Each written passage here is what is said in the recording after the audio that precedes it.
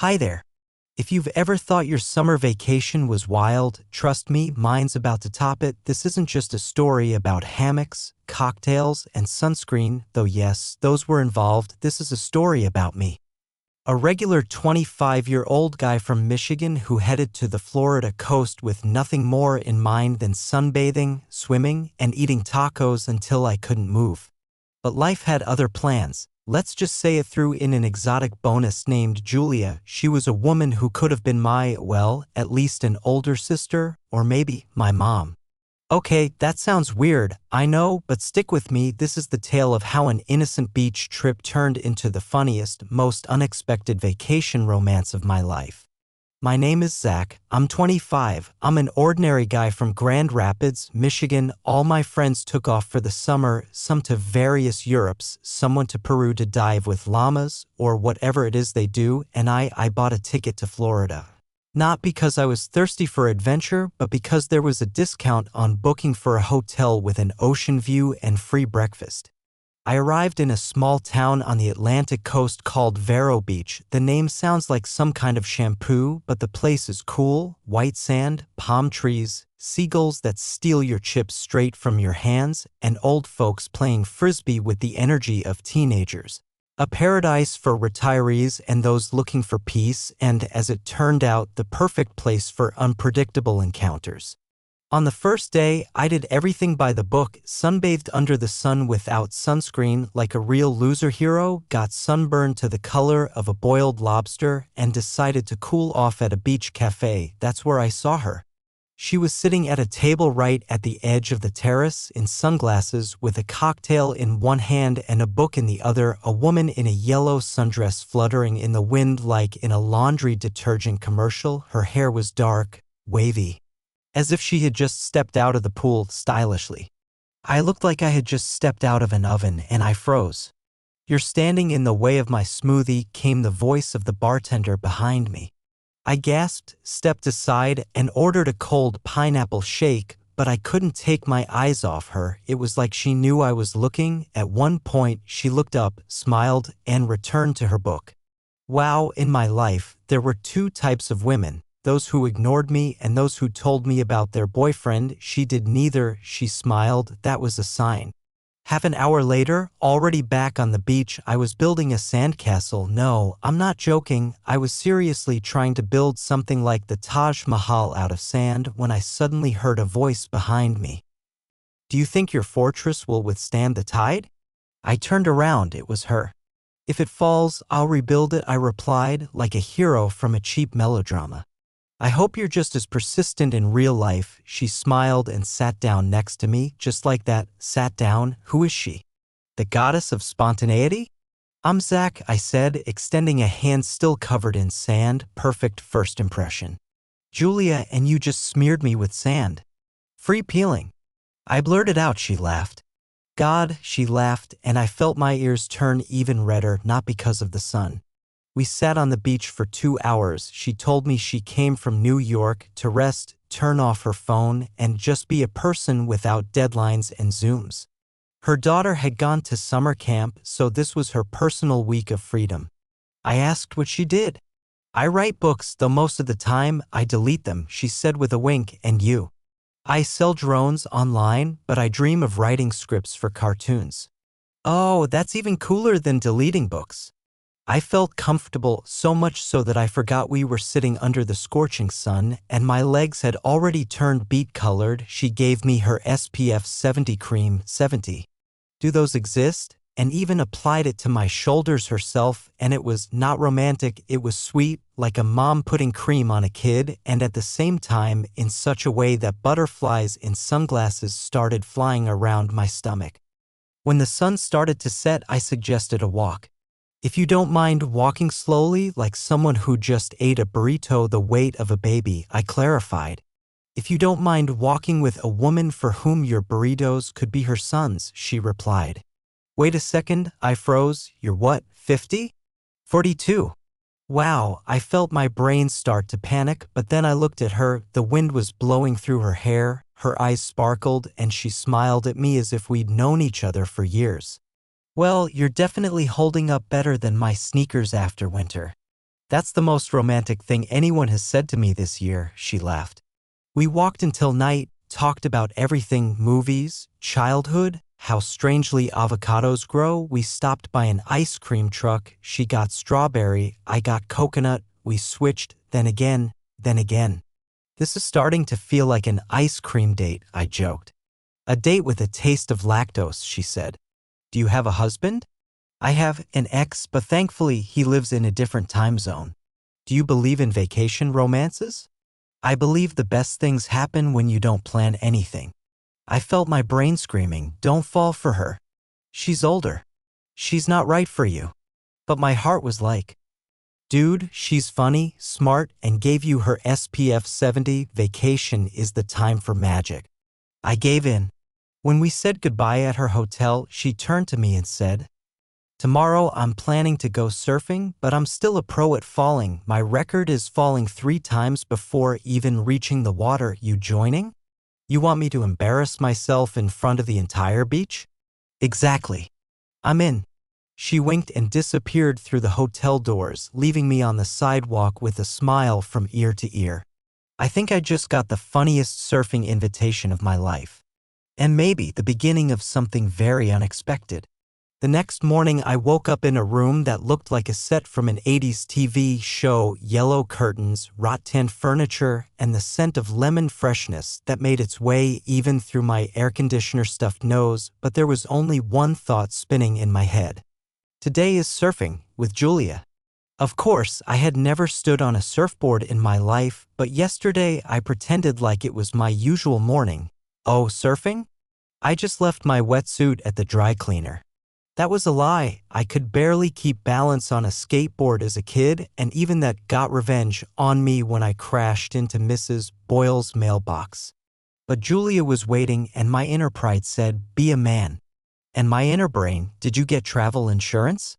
We met at the beach. She was already standing with her board, bright pink, with the words, hang loose, baby, and in a wide-brimmed hat that made her look like a Hollywood star on vacation. Did you bring your board? She asked with a smile. I brought enthusiasm, fear, and hope that the seagulls will save me if things go wrong. Perfect, we're on the same team because I float like an upside-down donut too.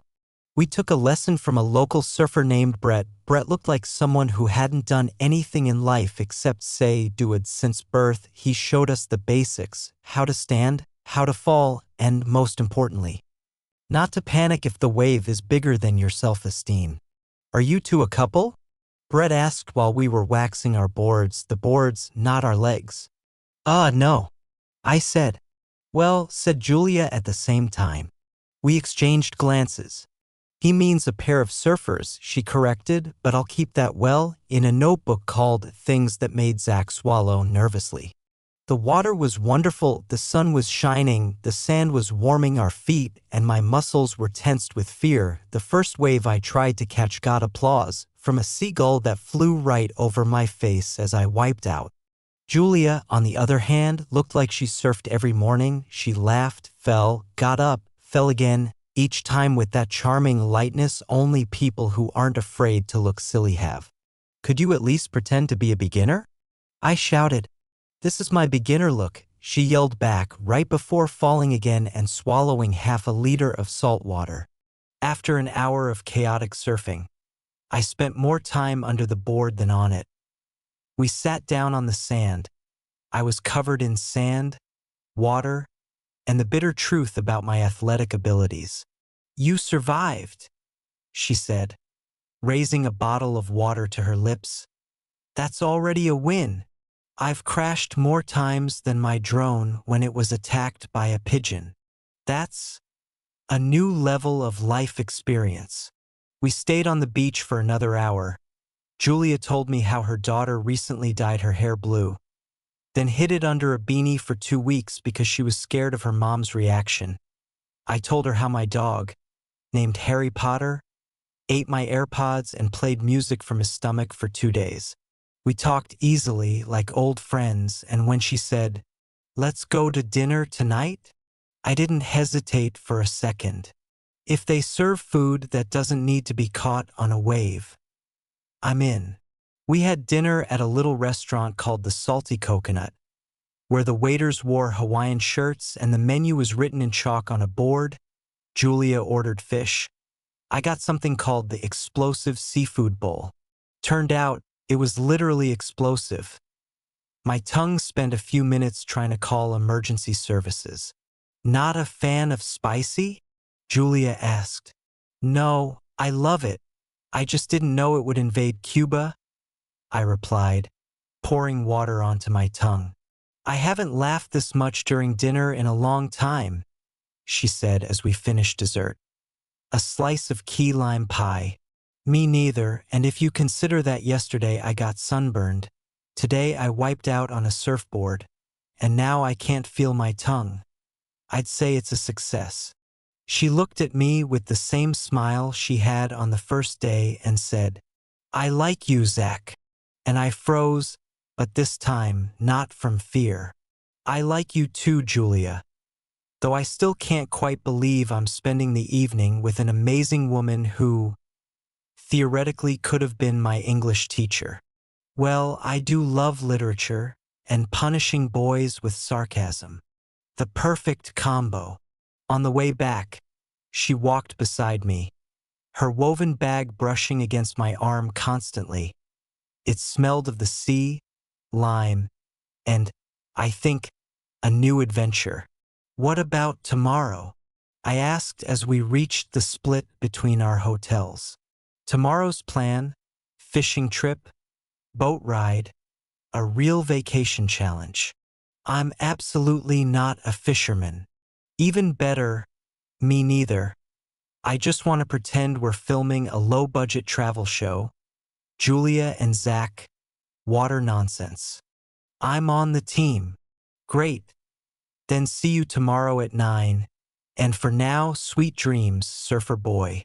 And she left, and I stood there, watching her walk away, a little stunned, very pleased, and just a bit. In love? Well, maybe not yet. But something had definitely begun.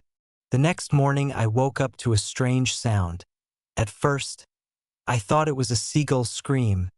But no, it was my stomach, which, after last night's explosive seafood bowl, was clearly sounding the alarm. Of course, I'm a hero, but not enough of one to ignore my stomach, so I drank a whole bottle of water, ate a banana, and rushed to the lobby. Julia was waiting for me, and so was our new adventure. Fishing. You look like you spent the night in a fridge with a crab, she said instead of hello when I approached. That's my new look. I call it sea elf after a storm. Wonderful. Just make sure you stay on the water better than you did on the board yesterday. I'm now a certified falling object, I replied. We sat on a wooden bench near the pier, waiting for our boat to arrive. Julia was in shorts and a t-shirt that said, "Not all who wander are lost." But I definitely am. She had that special talent. Looking stylish even in flip-flops and with a plastic cup of coffee. I booked us a tour with a local captain. His name is Earl, she said. Sounds like someone who was born with a fishing rod in his hands. And a bandana. And sure enough, 10 minutes later, a boat pulled up with a bearded man in a red bandana, who could easily be mistaken for a pirate if not for his Ray-Ban sunglasses. I'm Captain Earl. I can't promise fish, but sunburns are free. Sounded honest and oddly encouraging. Once we got out into open water, the waves got bigger and so did my fear. I tried to look relaxed, but I was clutching the side of the boat like it was my last chance at survival. You okay? Julia asked, noticing my pale face. Totally. Just thinking again about the time I fell out of a boat as a kid and thought I saw a jellyfish. Turned out it was my uncle in a hat. But the trauma stuck. I promise. This time it'll be better. We're catching fish, not childhood trauma. We cast our rods. Earl sat nearby, sipping lemonade from a thermos the size of a small fuel tank. "What are we catching today, Captain?" I asked. "Whatever bites. And if nothing bites, we'll lie and say something did." Our fishing was more like meditation. Julia was tossing the bait, I was struggling with a tangled line, and Earl was in the background telling stories about the time he caught a shoe from 1973. We didn't catch a single fish, but we caught something better. A lot of laughs, a few new inside jokes. The fish swam off because it heard my name. And a group selfie where Earl accidentally exposed his belly.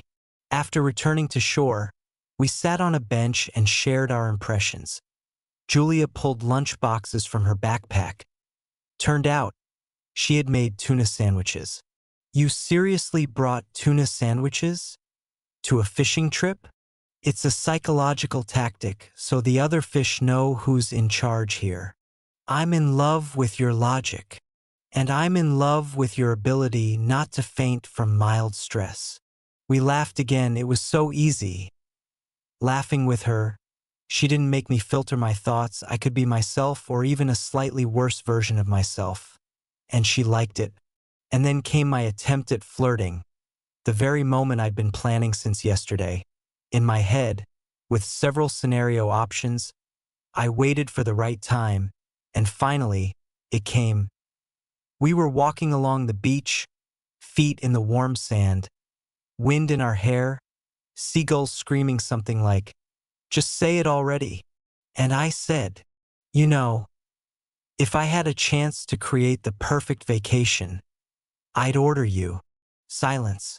Julia stopped, looked at me and burst out laughing, not just laughed, burst out so hard she took off her sunglasses and wiped tears from her eyes. "Zach, God, that is the worst line in human history.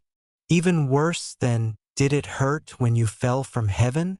"I know," I muttered, clenching my fist in my pocket. "I rehearsed it in front of the mirror. And the mirror didn't crack?" I cried. The mirror survived. And then something unexpected happened. She took my hand. "You're ridiculous, but cute." That evening we spent in a park not far from the ocean. Where the locals were having a karaoke night, we sat on a bench, eating ice cream and watching an old man in a Panama hat singing, "I Will Survive" at full volume. Turned out, he even had a stage name, DJ Grandpa D. "Sing," Julia said, nudging me. No, I'm shy, and my music career ended back in third grade flute class." "I challenge you to a duet," she said, already heading for the stage. "This is a trap? This is a chance to become legends in a town of 14,000. And so here we were on stage, me and her, lights, microphones, crowd, well, 23 people. But still, we chose Ain't No Mountain High Enough. And you know what? We sang terribly, but it was so much fun. We sang at full volume, missed all the notes, laughed, spun around. Julia even did some kind of caned dance with the mic at the end. When we finished, they clapped or maybe just applauded because we finally stopped. Didn't matter. We stepped off the stage, still giggling, and I realized, this woman is a storm, a laugh, a whirlwind, and a hug in one bottle. On the way back to the hotel, she walked closer than usual, and for the first time she wasn't talking much. Neither was I, but it wasn't awkward. "Listen, Zach," she said suddenly. "I'm not entirely sure what we're doing, but I like you a lot." I swallowed some air. "I like you too, Julia, honestly, and maybe this is just a vacation, and I'll go home and everything will go back to normal, but I'm glad I met you, and that I got to say the worst flirt line in the history of romance." She laughed and hugged me, just hugged me. And in that moment, I knew for sure. I wasn't just drawn into the story. I was in it deep. The next morning, I got up with one mission in my head. Don't fall in love with Julia. Seriously, she was older than me, wiser, more stylish, and with a much better sense of humor. This was just a resort, a week in the sun, cocktails, adventures. After the vacation, everything would return to normal and I'd be back in my office, where the peak of romance is when the coffee machine works on the first try. But my inner voice, the same one that made me sing karaoke, whispered, "You're already in it head over heels." So I decided to act like an adult. Avoid intimacy, emotional, physical. Basically, everything that makes you suddenly want to text, "I miss you," on day 3 of knowing someone. We met after breakfast. She was wearing a green dress that could be described as a light Caribbean breeze in fabric form. I was wearing a t-shirt with a dinosaur on it because I wanted to look less attractive, to take the pressure off. "Nice style," she said, giving me a once-over from head to toe. "This is my look. Lost child in a souvenir shop. It works, though I thought today you'd show up in a Jedi costume. I saved that for date number 4. And which one are we on now? Somewhere between 3.5 and... Oh no, I give up." She laughed, and I once again forgot about my promise to keep it simple. We headed to the local farmer's market. It was a colorful mix. Grandmas selling honey, grandpas with fruit, kids screaming about cookies, and me, a guy pretending he didn't notice how beautifully this woman laughed at the shape of cucumbers. "These cucumbers look like bent space rockets," she said, examining the produce. "I think I'll buy 3. Some kind of aesthetic rebellion? It's support for all things weird. I'm on the side of the cucumber underdogs." I laughed and didn't even notice how I was once again staring at her too long. Her eyes were glowing. She was saying something about lavender honey, and my inner voice wasn't whispering anymore. It was yelling, "You've already failed the mission." After the market, we went biking along the coast. She rode fast, laughing, letting the wind fly through her hair, while I tried not to fall, because, as it turned out, my legs after the fishing trip were working at only 60%. At one point, she shouted, "I'll buy you ice cream if you pass me. If I pass you, I'll break something. Then it's ice cream and a cast. 2 for 1.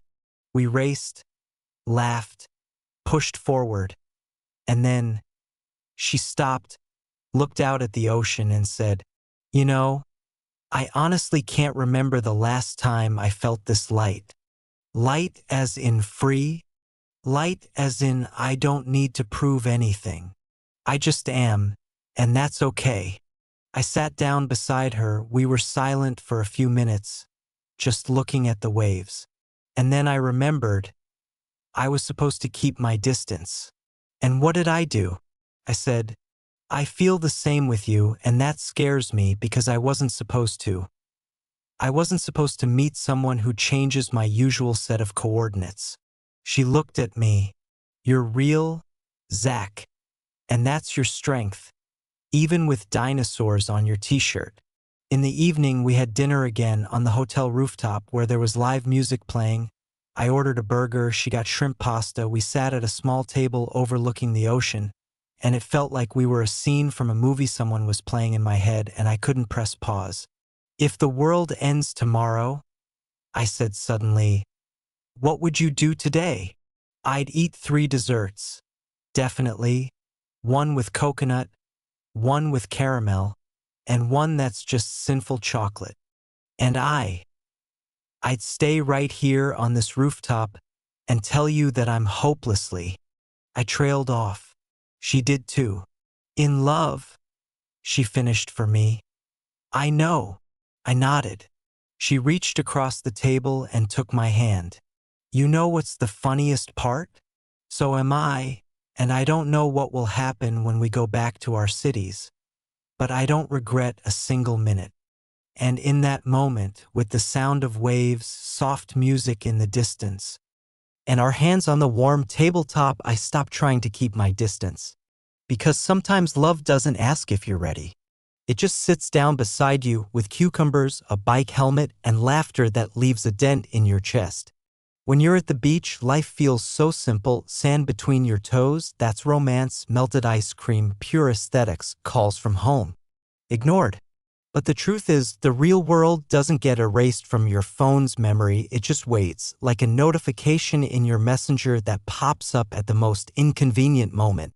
That moment came on the 5th day of vacation when my phone, which I'd been ignoring like a diet, suddenly sprang to life with messages, calls, and one very specific FaceTime call from Mike, my best friend. I tapped answer, thinking I'd say something like, "Hey, I'm alive," and that'd be it. But instead of "hey," I said, "Hi."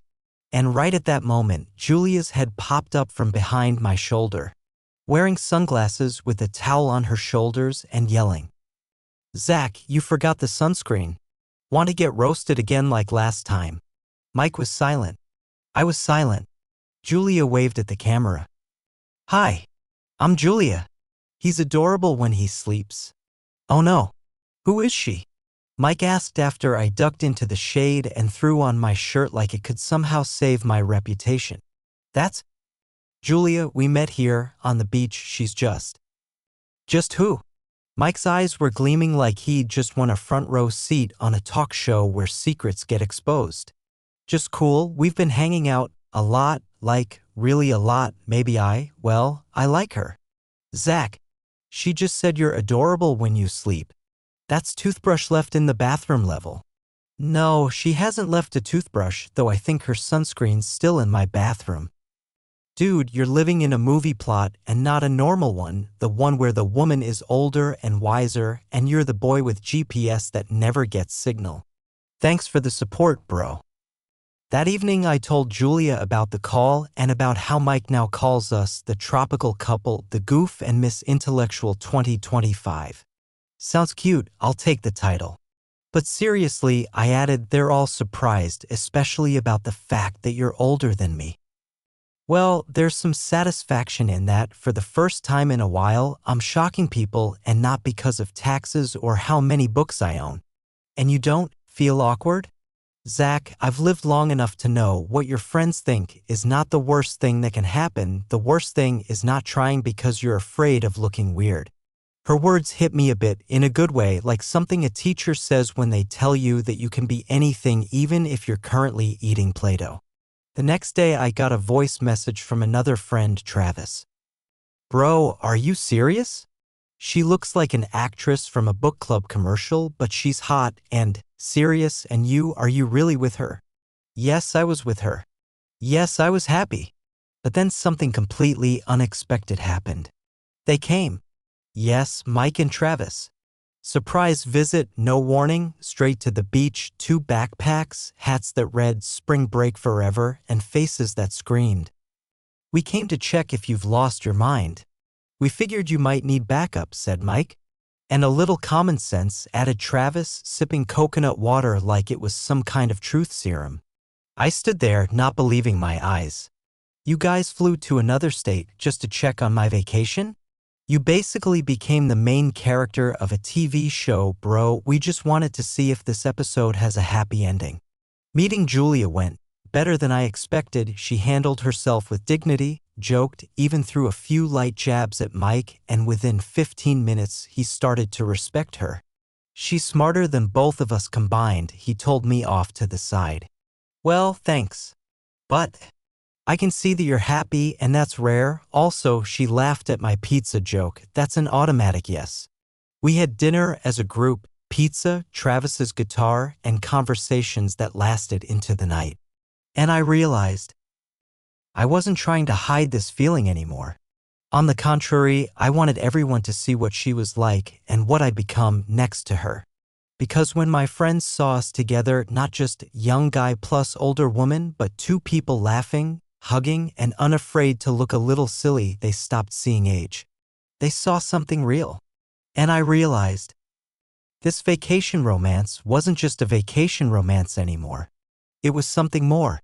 The last day in Vero Beach, it was like the last slice of pizza. You want to savor it slowly, but your stomach, life, and hotel check out at 11 a.m. all say, "Come on, buddy, it's time." I was sitting on the hotel terrace, suitcase by my feet and coffee in hand. Julia sat down next to me.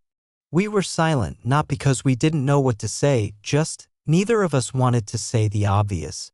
My flight's at 3, I said. Mine's at 5, but I have to be at the airport earlier. The irony, we spent all this time going full speed and now we don't know how to simply say goodbye. Zach, let's not call it goodbye. I looked at her. Then what do we call it? She thought for a moment. Let's call it rescheduling the session. Like with a therapist, we're just putting the relationship on pause, but not deleting it. The flight back to Michigan was, well, reality. You never feel the return to the real world as sharply as you do after a week with a woman in Hawaiian dresses, ice cream for breakfast, and sunset kisses. The first one to greet me was my cat. He was offended that I'd left him with my mom and ignored me for a few days like I'd let him down as a relative. Second came the office, the same one where the AC barely breathes and the coffee machine sounds like a rusty tractor, but I felt different, like I now had a sun inside me that wouldn't turn off. Julia and I texted every day, at first, cute messages like, "Had a yogurt today and thought of your laugh, don't ask why." Or "Saw a woman in a sun hat at the bus stop, made my heart skip." Then came the long evening calls. We laughed, talked about books, shared our daily lives. She how her daughter was adjusting to a new school. Me how my boss once again called me Zachary. At some point, we both got stuck on the question, what now? There are thousands of miles between us, she said. But there's also a story between us, I replied, and it's worth a ticket. She made the first move 2 weeks after returning home. She flew to see me. Wintry Michigan greeted her with snow and freezing temps, and she said, "If I survive this weather, then I definitely wasn't wrong about you." We walked around town. She wore a puffy coat. I was just happy. I introduced her to my friends, my favorite taco place, and my cat, who hissed at first but then curled up in her lap. Everything felt right. It wasn't the movie anymore. It was daily life, grocery stores, traffic, the couch. But even in that, there was something special. Of course, not everything was easy. Distance, it's tough. Age, sometimes a topic. People with comments like, "She looks like a teacher. Are you sure this isn't just a phase?" But I knew one thing, this wasn't a phase. This was us. She was the woman who taught me not to be afraid of looking silly. I was the guy who dared to step outside the box. We were a weird couple, but a real one. On the last day of her visit, she left a note on my pillow. "If you ever want surfing, pizza, and silly karaoke again, I'm always up for it. And for now, let's just keep being together no matter how it looks from the outside. Because being with you feels really good. And you know what? I bought a ticket to New York for next month." When I told this story to an acquaintance, he asked, "So what was it? A vacation fling? An adventure?" I thought for a second, shrugged, and replied, "It was something better. It was a human detour off the main route." The 3rd month after our vacation had already passed. Julia and I weren't just keeping in touch, we were building something of our own. No manual, no standard, how it's supposed to be. We were drawing the map ourselves. Every time I flew to see her in New York, I felt like I was starting a new episode of a series where you never know where the plot will go next. Sometimes we argued because she said pasta and I said noodles. Sometimes we laughed until we cried over a meme of a cat that looked like my boss. Sometimes we sat in silence for hours and it felt perfectly fine. People often asked me, "Seriously, you two are so different. She's older, you're just a goofy guy." And I'd say, "But she laughs at my jokes and I read the books she recommends. We're different, but we're on the same wavelength." And maybe that's the only kind of surfing I've ever actually gotten good at. As for the main question, can there be friendship after a vacation romance? Yes, if both of you want it to be not the end of the holiday, but the beginning of something real. We had that, but with a bonus, hugs, support, a shared Spotify playlist, and a Google Calendar marked with Zach flies in, Julia's visit, and eventually moving in together. But that's another story. P.S. If you, dear reader, are ever unsure whether to go to some small town by the ocean where you don't know anyone, go. Maybe you'll meet someone who hands you SPF 70 and wrecks all your plans in the most wonderful way.